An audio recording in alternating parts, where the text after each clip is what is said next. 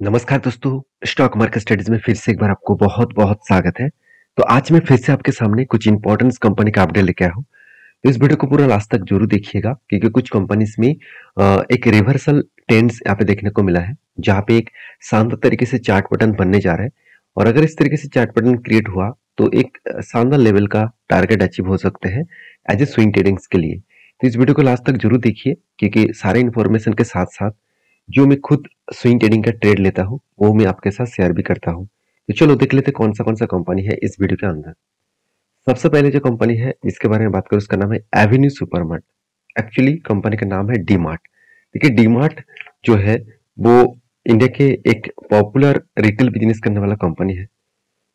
Reliance retail जिस तरीके से काम करते हैं उससे भी मतलब बेहतर एवेन्यू सुपरमार्ट काम कर रहा है, क्योंकि एवेन्यू सुपरमार्ट का बिजनेस मॉड्यूल्स और बिजनेस करने का जो तरीका है वो सबसे हटके है। तो इस कंपनी का सबसे जो बेस्ट पॉइंट आपको लगेगा वो है कैश कन्वर्जन साइकिल्स।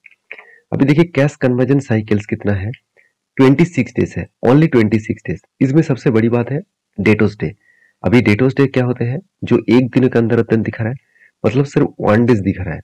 तो डेटोस डे का मतलब है, मान के चलिए कंपनी जो प्रोडक्ट सेल कर रहा है, जिसको कस्टमर को सेल कर रहा है, वो कस्टमर कितने दिनों में पैसा वापस कर रहा है, इसी को कहा जाता है डेटोस डे। तो देखिए कंपनी का जो बिजनेस है वो एक रिटेल बिजनेस है। मान के चलिए आप मॉल्स में गए और प्रोडक्ट खरीदारी करे और पेमेंट किए, घर आया।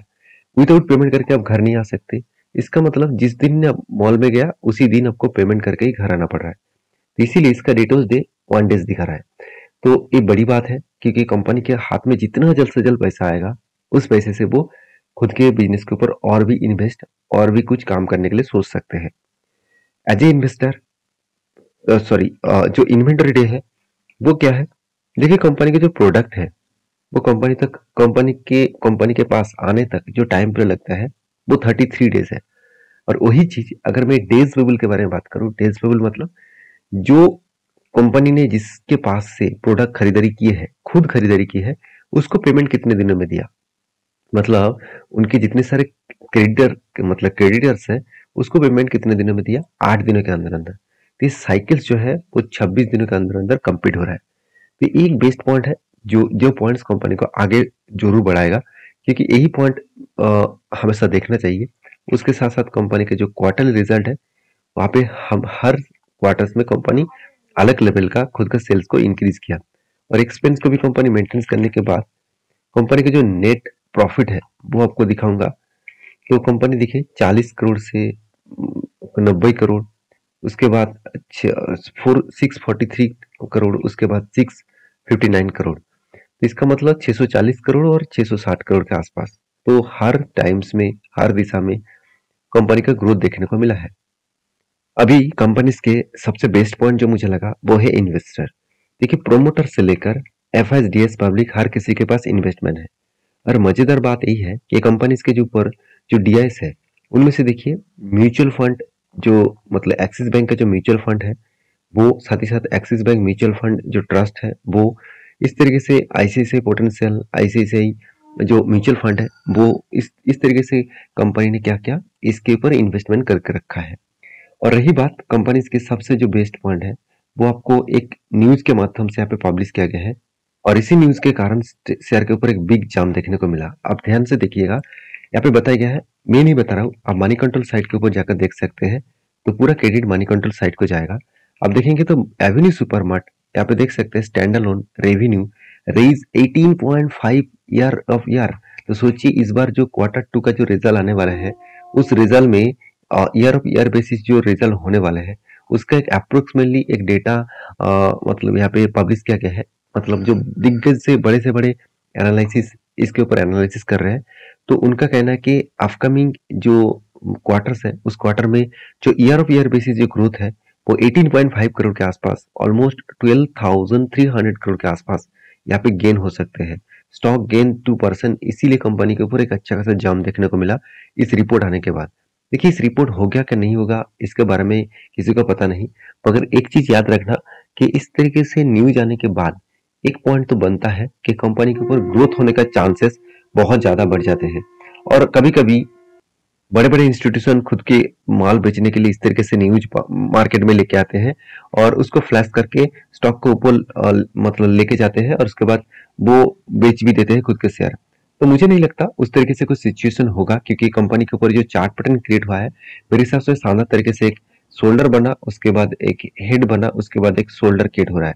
देखिए जिस तरीके से हाई वॉल्यूम के साथ कंपनी के ऊपर, देखिए यहाँ पे भी वॉल्यूम हुआ था, एक मैसिव जंप देखने को मिला था, उसके बाद देखिए करेक्शन, मुझे लगता है यहाँ पे भी एक मैसिव जंप देखने को मिला। अभी देखना बाकी है कि कंपनी यहाँ तक जाते हैं कि नहीं जाते हैं, कि और भी गिरते हैं। तो मैं इंतजार कर रहा हूँ ऑब्वियसली इस जगह पे कि एक शोल्डर कम हेड कम शोल्डर बनेगा और उसके बाद ब्रेकआउट होगा तो मैं जरूर यहाँ पे कुछ क्वांटिटी ऐड करके एक ट्रेड लूंगा। तो आपकी क्या राय है इसके ऊपर जरूर कमेंट्स करना। नेक्स्ट जो कंपनी है जिसके बारे में डिस्कशन करूँ उसका नाम है टाइटन। मेरा one of my favourite company है। मैं इस कंपनी के ऊपर as a long term journey के लिए और एज ए शॉर्ट टर्म के लिए दोनों के लिए काम करता हूँ। शॉर्ट टर्म में जितनी बार ट्रेड मेंशन मैंने आपके साथ किया वो अच्छी तरीके से इस कंपनी टारगेट भी अचीव किया और फाइनली कहाँ पे है और फाइनली क्या कुछ ट्रेड बन रहा है कि नहीं बन रहा है वो मैं इस वीडियो में आपके साथ शेयर करूंगा। तो प्लीज कंटिन्यू करिए वीडियो को और वीडियो अच्छा लग रहा है तो प्लीज एक लाइक भी जरूर कर दीजिएगा। देखिए टाइटन इंडिया के एक सबसे पॉपुलर कंपनी भी है और टाटा ग्रुप की एक ट्रस्टेड कंपनी भी है और इसका मार्केट कैप के हिसाब से कंपनी कोई छोटा मोटा कंपनी मत समझ लेना। और आज भी इस कंपनी के ऊपर राकेश जी आज भी इस कंपनी के ऊपर निवेश करके रखे हैं। देखिए उनका देहांत तो हो गया मगर आज उनके जितने सारे शेयर हैं उनके वाइफ के नाम में ट्रांसफर हो चुके हैं। अभी इस कंपनी के ऊपर पोर्टफोलियो के बारे में बात करूं तो राकेश जी के नाम में आपको नहीं दिखेगा, अभी आपको दिखेगा झुंझुनवाला रेखा राधेश्याम के जी के नाम के। तो यहाँ पे देख सकते हैं रेखा जी के नाम में पहले तो होल्डिंग्स था और आज वो होल्डिंग्स देखिए जो राकेश जी के पास जो होल्डिंग था वो होल्डिंग ट्रांसफर होके आ चुके हैं रेखा जी के पास। और देखिए सबसे मजेदार बात है कि रेखा जी ने भी इस कंपनी के ऊपर कुछ होल्डिंग्स यहाँ पे ऐड किया है। मतलब पहले देखिए उनके पास 1.07% का होल्डिंग था और उनके हस्बैंड का भी शेयर ऐड हुआ और देखिए 5.17 था, उसके बाद थोड़ा सा इंक्रीज किया 5.29, उसके बाद थोड़ा सा इंक्रीज किया 5.36। तो देखिए बहुत सारे लोग यहाँ पे क्वेश्चन करेंगे कि सर मतलब 0.10% के आसपास ही तो ग्रोथ हुआ तो इसमें कितना ग्रोथ होगा। देखिए बहुत लाखों करोड़ का अमाउंट है जिसके हिसाब से ट्रेड किया गया है। अगर मैं इस मतलब शेयर होल्डर के ऊपर क्लिक करूं तो आपको डिटेल्स में दिखेगा। तो आप देखेंगे तो टाइटन कितना 19,65,000 करोड़ का टोटल यहाँ पे इन्वेस्टमेंट किया गया है। तो सोचिए देखिए इतनी क्वांटिटी उन्होंने बाई किया। यहाँ पे देखिए एक चीज देखिए बाल्क डील, मतलब उन्होंने डील करके यहाँ पे क्या किया बाई किया गया। तो अच्छा खासा क्वांटिटी यहाँ पे ऐड किए और मतलब और भी क्वांटिटी यहाँ पे ऐड किया गया है। तो वो भी किसके ऊपर टाटा कम्युनिकेशन के ऊपर। तो एक्चुअली टाइटन के ऊपर देखा जाए तो टाइटन के ऊपर उनके अच्छा खासा होल्डिंग्स है। अगर टाइटन के डिटेल्स में बात करूं तो टाइटन का डिटेल्स अगर यहाँ पे मिले, हाँ चलो आपको मैं दिखा देता हूँ। टाइटन के ऊपर देखिए किस तरीके से यहाँ पे इंक्रीजिंग किया गया। अगर मैं इस टाइटन कंपनी के ऊपर डिटेल्स के बारे में और भी आपको बता दूं, ध्यान से देखना इस चीज को। इस कंपनी की खासियत क्या है, ग्रोथ क्या है, आप देखेंगे तो कंपनी का ग्रोथ आपको यहाँ पे दिखेगा। पी रेशियो थोड़ा सा हाई है मगर आरओसी आरओई तो बेस्ट लेवल में देखने को मिला। इनकम भी बहुत शानदार है, कर्जा थोड़ा सा ज्यादा है। प्रोमोटर के पास होल्डिंग जो है वो 52.9% के आसपास देखने को मिला। और फ्री कैश फ्लो के बारे में बात करूं तो हाथ में कैश भी शानदार तरीके से है। और कंपनी का जो मार्केट कैप टू सेल्स है वो 6.53 है। इस मार्केट कैप टू सेल्स के बारे में बात करूं तो कंपनी को ₹1 कमाने के लिए करीबन ₹6.5 देना पड़ रहा है। तो मेरे हिसाब से यहाँ पे जो मतलब वॉल्यूम है वो ज्यादा देखने को मिला। और इंटरेस्ट कवरेज के बारे में बात करूं तो 13.7 के आसपास देखने को मिला। अभी इस कंपनी के रिटर्न ऑन एसेट के बारे में बात करूं तो 13.6 के आसपास देखने को मिला, जो एक एवरेज लेवल के आसपास है। और रही बात कंपनी के क्वार्टरली रिजल्ट का, देखिए कंपनी को एक बार भी आपको ऐसे नहीं लगेगा कि कंपनी ने खुद का सेल्स को कम किया, कंटिन्यूसली खुद का सेल्स को बढ़ाते चले गए।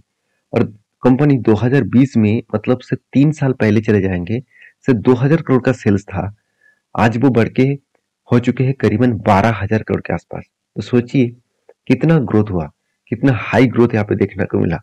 तो कंपनी का एक्सपेंस भी कंपनी कंट्रोल में रखे और एक्सपेंस कंट्रोल करने के बाद कंपनी के जो प्रॉफिट मार्जिन है वो भी यहाँ पे अच्छा खासा देखने को मिला।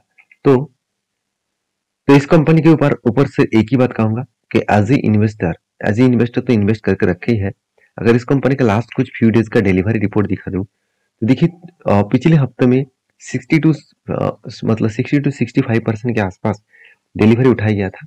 और अभी देखिए करंट जो सिचुएशन है, वो करंट जो सिचुएशन में कंपनी के ऊपर डिलीवरी कम देखने को मिला। तो ओवरऑल जो इस कंपनी के जो चार्ट पैटर्न है उसके बारे में बात करूं, तो टाइटन के ऊपर देखिए एक शानदार तरीके से चार्ट पैटर्न बना था। एक शोल्डर कम है, सॉरी, एक कफ विद हैंडल पैटर्न्स बना, और उसके बाद ब्रेकआउट भी यहाँ पे हुआ। और मैंने आपको यहाँ पे मेंशन किया मैं इस जगह पे एंट्री ले चुका हूँ। और देखिए ऊपर गया, मैंने आपको ये भी मेंशन किया कि टारगेट के आसपास से वो वापस आया, फिर भी मैंने यहाँ पे एग्जिट नहीं किया, क्योंकि मैं जानता हूँ आज नहीं तो कल वो थोड़ा सा टाइम लेंगे और वो टारगेट देंगे। और देखिए इजी तरीके से यहाँ पे टारगेट भी बना। जब यहाँ पे करेक्शन हो रहा था तब भी मैं आपको वीडियो बना के आपके साथ शेयर किया था।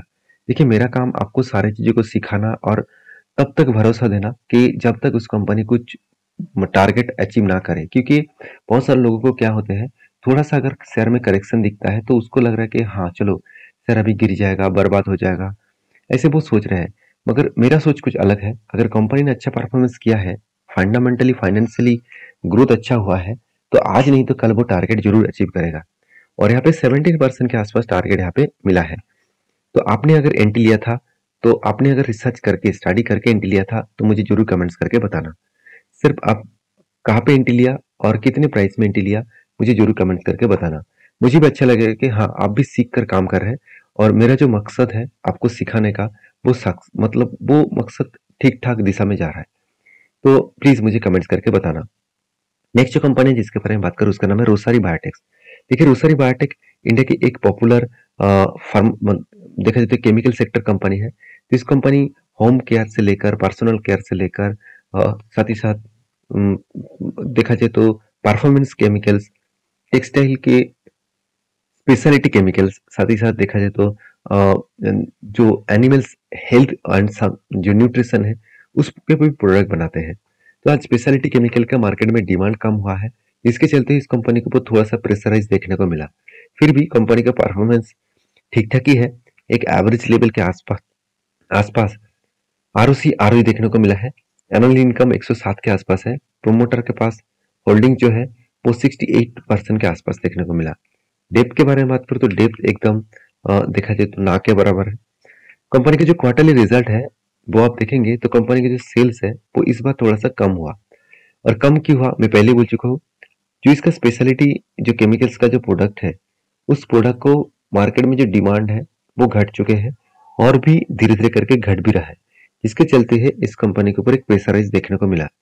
अभी कंपनी का जो नेट प्रॉफिट है वो आप देखेंगे तो कंटिन्यूसली यहाँ पे नेट प्रॉफिट भी अलग लेवल में देखने को मिला है। और जिस तरीके से कंपनी का नेट प्रॉफिट यहाँ पे देखने को मिला है, वो नेट प्रॉफिट कुछ धीरे धीरे करके आगे बढ़ रहा है। और कंपनी के देखिए क्वार्टरली जो रिजल्ट है उसके साथ साथ अगर ईयरली रिजल्ट देखेंगे तो कंपनी खुद का प्रॉफिट को लगातार बढ़ाते चले जा रहा है। तो इसका मतलब कंपनी में अभी भी स्ट्रेंथ है और हाई स्टेबिलिटी है आगे बढ़ने के लिए। और इसी चीज को अगर मैं आपको एज ए बैलेंस शीट के हिसाब से दिखा दूं, तो देखिए रिजर्व लगातार बढ़ते चले गए और कंपनी का बोरिंग्स कम होता गया। तो इस बार कंपनी 74 करोड़ के आसपास कर्जा उठाया, जो पिछली बार कंपनी का कर्जा ना के बराबर था। तो इतना कर्जा क्यों उठाया वो मैं आपको दिखाऊंगा। उससे पहले फिक्स एसेट देख लीजिए, लगातार फिक्स एसेट बढ़ता चला गया। CWIP में कंपनी का 16 करोड़ के आसपास पैसा लगा कर रखे हैं। अगर यही चीज मैं आधा एसेट के हिसाब से बात करूं तो आप देखेंगे कंपनी का जो मतलब ट्रेड रिसीव हुआ है वो कितना 350 करोड़ के आसपास। तो इस 350 करोड़ के आसपास ट्रेड रिसीव हुआ, जिसके चलते हुए कंपनी ने कर्जा उठाया। तो कर्जा उठाने का जरूरत नहीं था, फिर भी कंपनी ने कुछ डिसीजन लिया है। तो कंपनी के ऊपर इन्वेस्टर के बारे में बात करूं तो इन्वेस्टर जैसे प्रोमोटर्स और FIs, DS और पब्लिक, हर किसी के पास इस कंपनी का हिस्सेदारी है। और रही बात इस कंपनी के डिलीवरी के डेटा दिखा दूं तो आप देखेंगे तो कंटिन्यूसली कंपनी का ऊपर मतलब कंपनी के ऊपर देखिए 60 टू 79% के आसपास डिलीवरी उठाया जा रहा है। इसका मतलब कुछ ना कुछ तो पॉजिटिविटी हो रहा है, इसके चलते हुए इतना क्वांटिटी डिलीवरी के हिसाब से उठाया जा रहा है। अगर मैं इसी कंपनी के चार्ट पैटर्न दिखा दूं तो रोसरी बायोटेक्स के ऊपर मैंने एक आपको ट्रेड मेंशन किया था। वो ट्रेड कुछ इस तरीके से था, शोल्डर कम हेड कम शोल्डर, उसके बाद एक बार शोल्डर बना। और मैं आपको बता दूं इस तरीके से जब शोल्डर कम हेड कम शोल्डर बनते हैं तो उसके लिए आपको ब्रेकआउट होना चाहिए और ब्रेकआउट कंफर्मेशन भी होना चाहिए।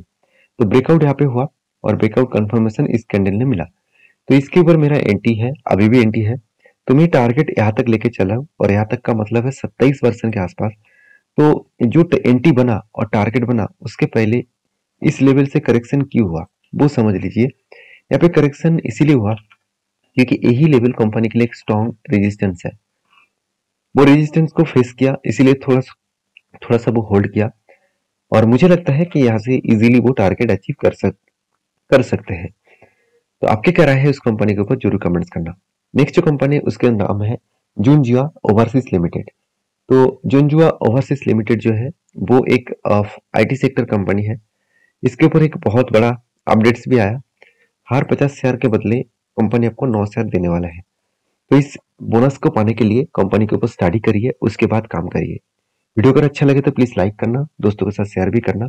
और ये वीडियो टोटली एजुकेशन पर्पस में है, कोई भी मेरे तरफ से बाय एंड सेल का रिकमेंडेशन नहीं है।